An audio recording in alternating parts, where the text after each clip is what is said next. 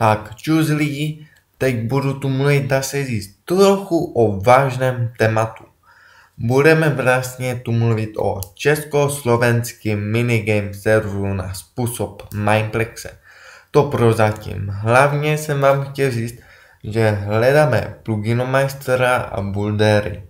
Samozřejmě od buildera je úkol umístavit mapy a spíš dát nám do popisu videa ke stažení lobby, které on postavil sám. Kdo neví, co je lobby, tak to je, co má Mineplex, nebo Survival Games, nebo Gamersland. Ale oboču. Takže kdo nám postaví lobby a bude se nám líbit, tak se stává naším builderem. Myslím si, že ani nábor nemusí projít. Myslím si, že to bude o kvalitě toho člověka.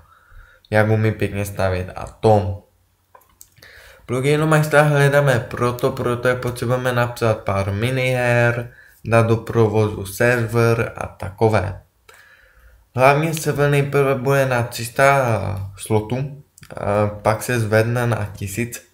A to zase moc obočuju, to bude bez tak pěkně dlouho trvat. Jenže hledáme youtubery, kteří by nám pomohli prostě rozjet ten server. Hledáme youtubery, kteří mají aspoň kolem 500 odběratelů a byli by ochotní ten den otevírání serveru přesně třeba ve 12 hodin odpoledne udělat livestream. Je mi jedno, jak bude dlouhý, třeba hodinka, 2, možná 5, nechám to na vás.